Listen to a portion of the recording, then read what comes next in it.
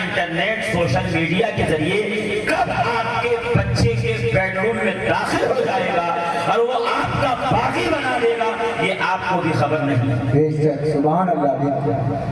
ہم دیکھتے آ رہے ہیں کہ باپ ہاتھ باندھ کے نماز پڑھتا تھا ناف پر، بیٹا سینے پہ ہاتھ باندھا ہوا تھا، اور وہ دل دور نہیں ہے کہ پوتا گلا پکڑ لے گا۔ ہم نے دیکھا ہے کہ دادا پردادا اور ابا محرم کا چاند نظر آئے امام حسین کے تعزیے کی تیاری شروع کر دیتے تھے، اور پوتے اور بیٹے کا عالم یہ ہے کہ جیسے ہی محرم آیا وہ ہمیں فیس بک پہ دکھا رہا ہے، دیکھیے فتویٰ آ گیا ہے، تعزیہ بنانا حرام ہے، الگ اٹھانا حرام ہے، یا حسین کہنا حرام ہے۔ واہ واہ، کیا بات! ایسے فتنے ہمارے گھروں میں داخل، ایسے یعنی جو کام غریب نواز کر گئے، جو کام صابر کلیئر کر گئے، جو کام مخدوم اشرف جہانگیر سمنانی کر گئے، جو کام شاہدانہ ولی قطب بریلی شاہ نیاز بے نیاز کر گئے، جو کام قطب المدار قطب الاقطاب سید السادات سیدنا احمد زندہ شاہ مدار کر گئے، آج ان کی دعاؤں سے پیدا ہونے والی نسلیں ہمارے مقابلے میں کھڑے ہو کے کہتی ہیں نہیں جی یہ سب کرنا حرام ہے، بدعت ہے، شرک ہے، اسلام و سنیت کے خلاف ہے۔ یہ کہاں سے آیا فتنہ؟ کبھی اس پہ غور کرنے کی کوشش کی؟ اور ابھی اگر آپ یقین نہ مانیں تو اسی مائک پہ آپ کو سنوا دوں، اسی سال کا تازہ نیا اپڈیٹ، مروان ابن حکم جو اپنے باپ کی پشت میں تھا تو رسول اللہ صلی اللہ علیہ وآلہ وسلم نے فرمایا اس پر بھی لعنت ہو، جو اس کے پشت میں بیٹا پل رہا ہے اس پر بھی لعنت ہو۔ اسی سال اس مروان ابن حکم کی ناپاک سیرت پہ سنی کہلانے والوں نے 500 صفحات کی کتاب لکھا۔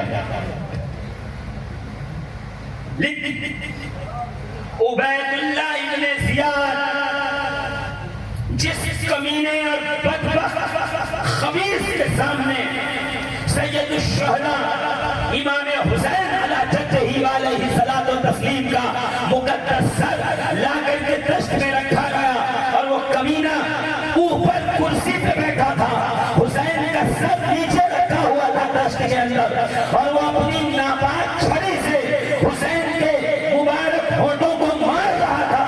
اسی سال کچھ سنی کہلانے والوں نے یہ نعرہ لگا دیا کہ نہیں صاحب عبید اللہ ابن زیاد تو بڑا امن پسند، بڑا نیک متقی پرہیزگار آدمی، اور اگر یقین نہ ہو تو اس جلسے سے اٹھنا، بڑے سے بڑا پگڑی باندھ کے اور جبہ پہن کے اور لہیم شہیم کوئی مولوی ملا مفتی مفتا آ جائے، ہاتھ پکڑ کے کہنا کیوں آئے ہو؟ کہ حسین کے جلسے میں، حسین کے ذکر میں، حسین کے نام پر ٹکٹ بنا، حسین کے نام پر جلسہ کیا، حسین کے نام پر نذرانہ لیا، حسین کے نام پر دسترخوان پہ پیٹ بھر کے کھانا کھایا، حسین کے نام پر۔ اس سے کہو اچھا بتائیے یزید کے بارے میں آپ کا کیا خیال ہے؟ تو کہے گا مسلمان تھے، مسلمان تھے۔ ارے بھائی اگر مسلمان تھے تو مسلمان تو کوئی جہنم میں رہے گا نہیں ہمیشہ، بھائی کوئی سال بھر، کوئی 2 سال، کوئی 10 سال، کوئی 100 سال جہنم میں چل کے واپس جنت میں چلا جائے گا۔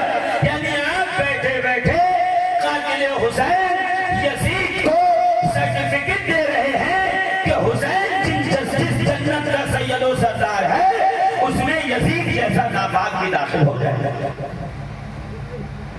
اور ہم آرام سے سنتے ہیں۔ ارے کس نے کہی؟ کس نے کہا کہ یزید کو کافر نہ کہو؟